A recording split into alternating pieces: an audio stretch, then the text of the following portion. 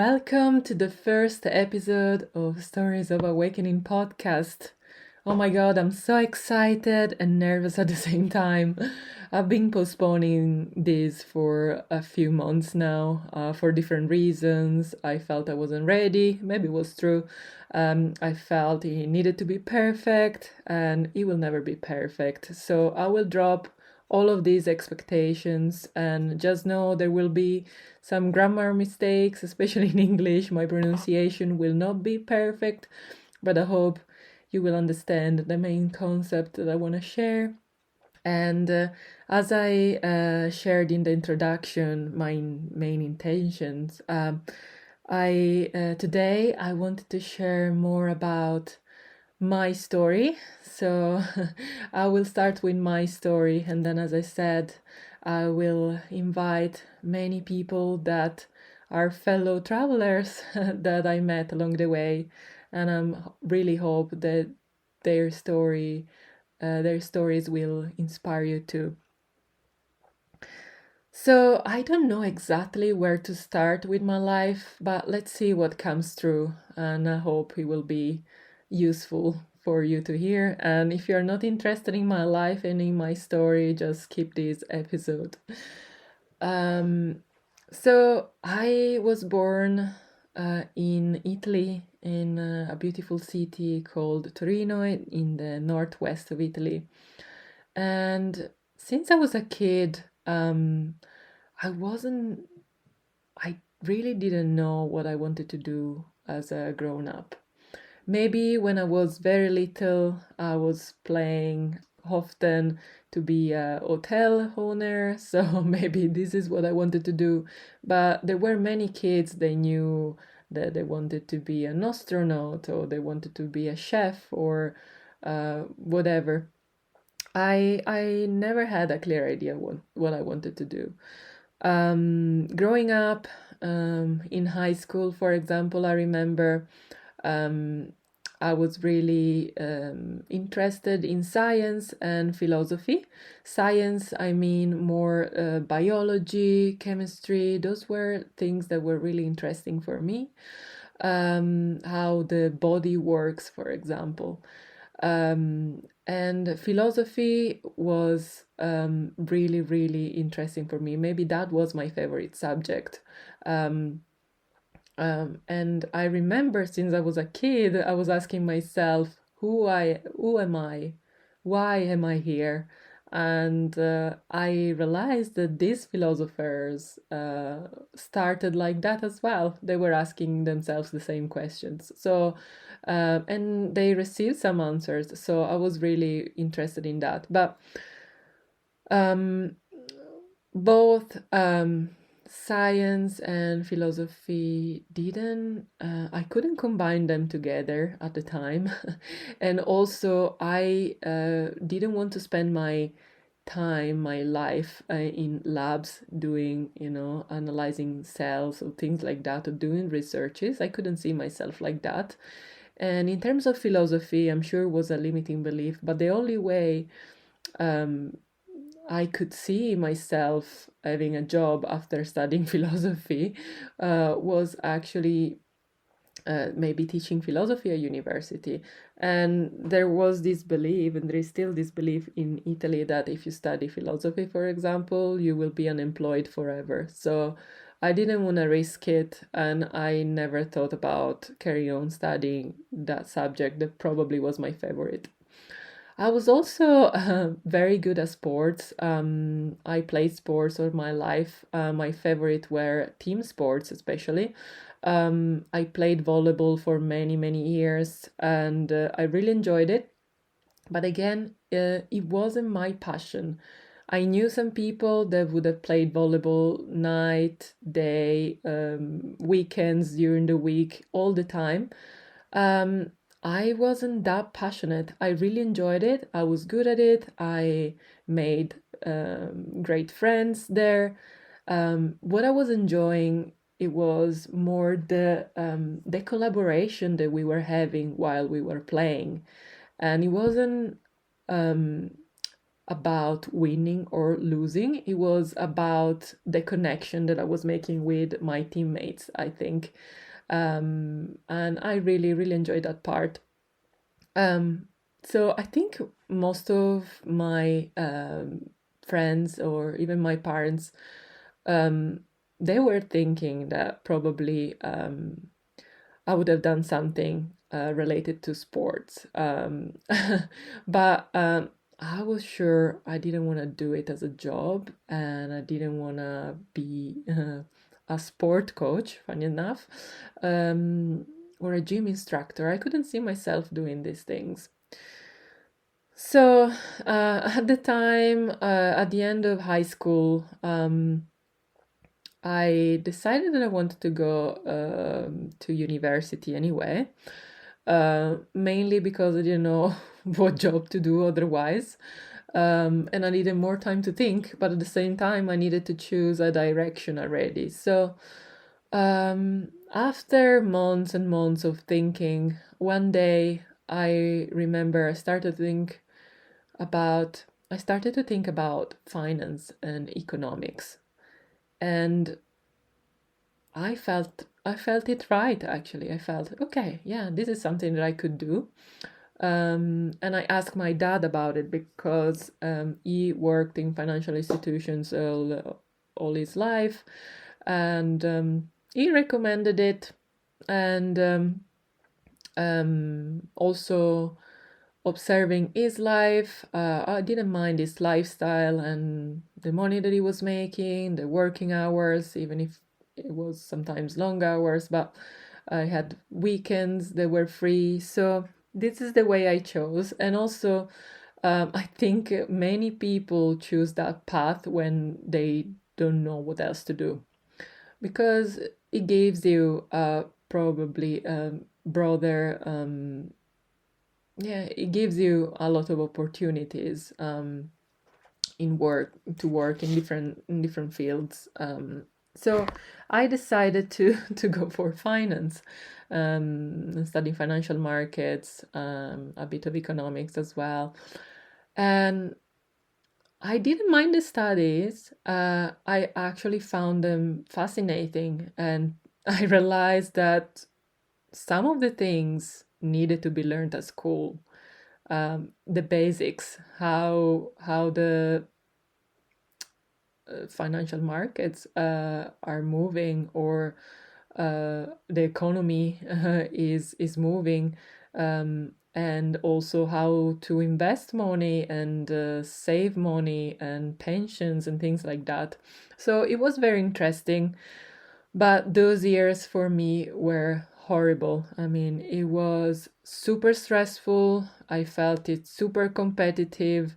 Um, I definitely burnt out many, many times. I wasn't in a flow state. I really didn't enjoy it, and I couldn't wait to finish. So I know many people have the best time of their lives during those years. For me, it was more like a nightmare. So when I finish university, I didn't take any break because, again, the belief in Italy is that you have to finish as soon as possible university, and with the best degree as you can, the best, sorry, the best score as you can, the highest that you can, because otherwise you will never find a job in Italy. I don't know if everyone thinks like that, but the people around me were thinking like that, and they really added a lot of stress in those years. So I started to apply for jobs straight away, and after a month or two, I found a job in my city as well, and I started to work. And then after a year or so, my boyfriend at that time found an opportunity abroad. It was in the same sector as well. And he found an opportunity specifically in the UK, in London, and he decided to move there. And I was very sad. I was very in my victim mentality. I was saying, why all of this is happening to me? Why he's moving abroad? And he's leaving me behind. But that was never his intention anyway, to leave me behind. Anyway, we did some long distance for, I would say, a couple of years or maybe a little bit less. I don't remember exactly. So I had the opportunity to go to London very often, and I started to like it a lot. So I decided to move there because I thought that could have been a great opportunity for me too.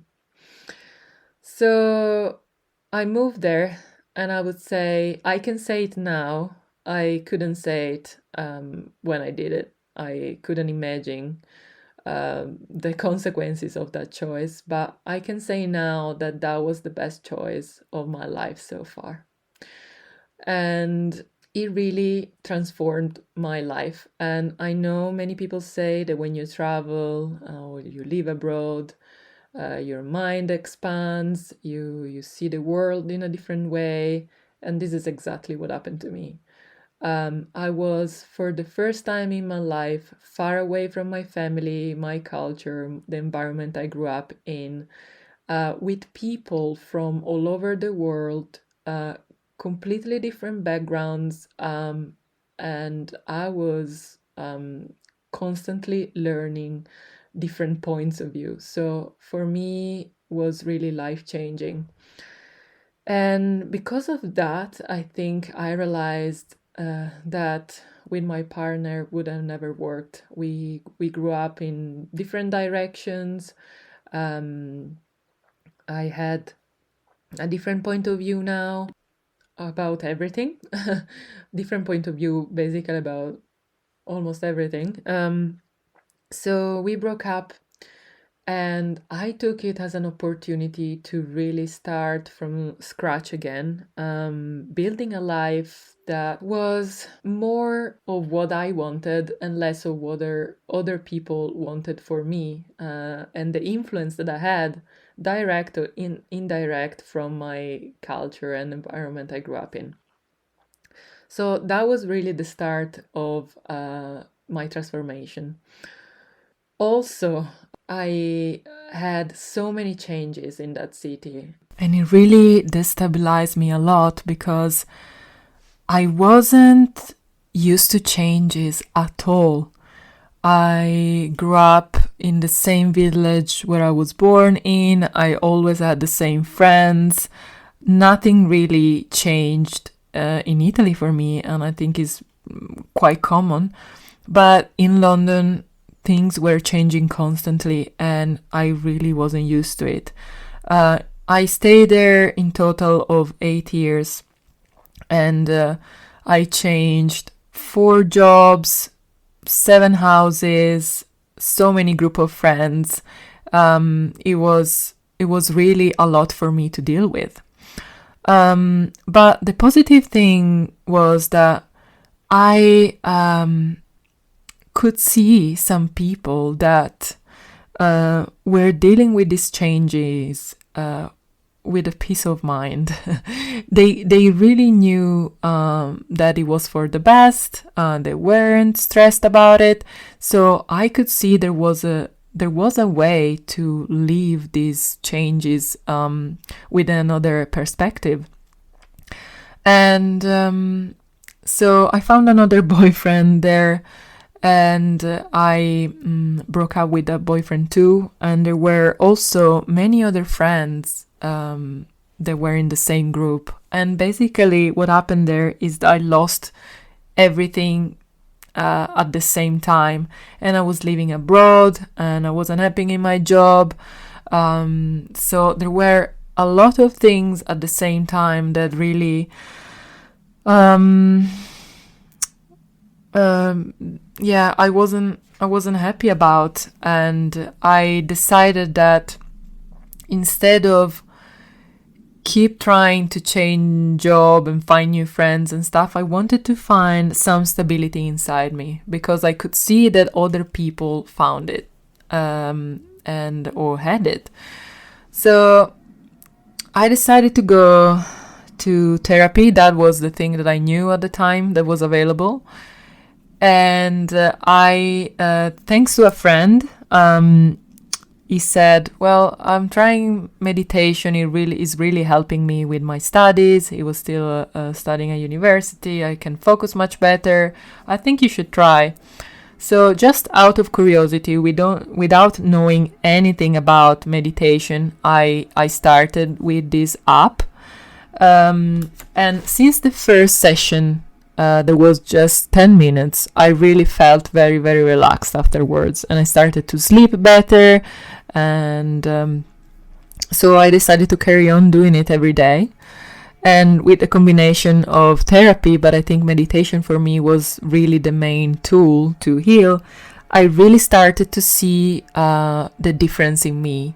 I wasn't overreacting anymore. I could observe things that were happening around me, but without panicking, and I could basically take a break before jumping into the emotion, in the thought, and make a decision. I could just see the situation, basically, and then make the best decision for myself, without becoming the emotion, without becoming the thought that was in my head.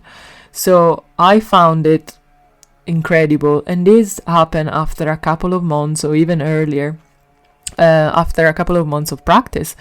And I then decided to learn more about it, and I could see there were many scientific researches about this, and they were explaining exactly what was happening to me. So I started to talk about it to everyone I knew. So that was the time, and it lasted a couple of years, where I actually put in order my mental health, and so many things came out that I couldn't even imagine. And then I remember getting sick quite often. At some point, I was taking 1 or 2 days per month off sick from work, and I was quite worried because it wasn't really normal for me. And it was simply a cold or a cough or something like that, but I couldn't really go out and work. It was really very, very heavy colds, and very, very often during the month. So I thought there was something off, and I was already eating quite healthily, I would say, and I was exercising as well. So I wanted to find a way to improve my immune system with something that wasn't medicine or exercises, or I was already meditating as well. So I remembered, and now I would say my intuition made me remember that my mom had a book about Reiki, which is a Japanese technique for energy healing, in case you don't know what it is. And when I went back to Italy to visit my parents, I asked my mom about that book, and I read that book during those holidays, and it was exactly what I was looking for. It was very esoteric, but it was saying that it can really improve among different things. Also, it can strengthen your immune system. So when I went back to London, I decided to book a few sessions with a lovely lady that was living nearby, actually. And I wasn't really believing in it. I was just curious, as I was curious about meditation. So I decided to try and see for myself if that could help. So I did 3 sessions, and the first session, actually all of them, I couldn't really feel much during the session. I was feeling some shivers, but I thought just because it was November or winter anyway, so okay, it's cold outside, I'm here lying down, yeah, I have a blanket, but of course I'm cold. And then later she explained me that that was some emotional healing. But anyway, since the first session, I went back home, and after half an hour or an hour, something like that, I started to cry like crazy. I was crying like crazy. And I didn't connect it to Reiki at the beginning. I just thought, well, it's been a tough day, or I don't know, I don't have the friends that I want, I don't know, something like that. And then I talked about it with my Reiki practitioner, and she was saying, this is exactly what Reiki does. It releases emotions that were stuck in your energy body and you weren't even aware of it. So, and this happened all the 3 times that I went to these Reiki sessions. And and I was feeling much lighter. So I decided to actually take a course and learning to do it to myself. So it really started as a self-healing practice. And then there are 3 levels of Reiki, and little by little I did the first one, and I felt so much better after a few months of doing self-healing practices. I got rid of those colds or sore throat, so I was really healthier. So I could see the difference in my immune system. And now, again, I couldn't see it at the time, but now I can see also how it pushed my spiritual growth, which is one of the effects that it can give you too. So I was in a much better situation mentally and emotionally. So, but and then I started to think about my job. The pandemic started, and we had a lot of time to think. I didn't have to travel to work. I had lunch breaks during the weekend. I had nothing to do other than walking around in parks and things like that. So I had a lot of time to think, and I realized that finance wasn't my future anymore. It was an idea that I had in my mind already, but I didn't find any other solution, so I just pushed it back. And now I really realized that I needed to find something else, because I knew there was something more for me somewhere. So after, I would say in 2020, it was September or October, I decided to hire a coach. Her name is Sadie. Say hi if she's listening. And that, I don't know how she found me on Instagram, by the way, but we found each other, and I started to work with her. And in 3 months, I had a clear idea of who I was and what I came here to do. It took me another 6 months before taking the courage to quit my job. And in the meantime, I had the opportunity to run a well-being program in my company, my department.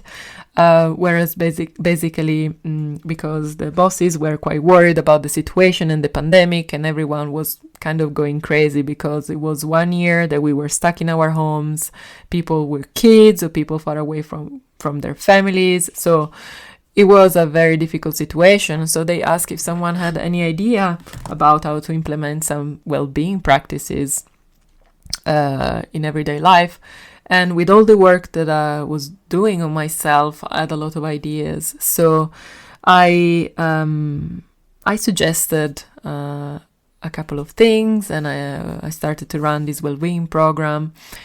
I was making them meditating or gratitude journal or eating healthy or healthy recipes. And then I asked them also to share their ideas of what helped them. So I really felt seen in that occasion. And also I really realized how much I liked doing that. So after my coaching program of 3 months, that was the being a coach or a healer, as we call it in the spiritual community, is what I realized I was and I wanted to be going forward. And I had this opportunity to try it out in my company first, and I really felt fulfilled. And it was easy for me. It was easy for me to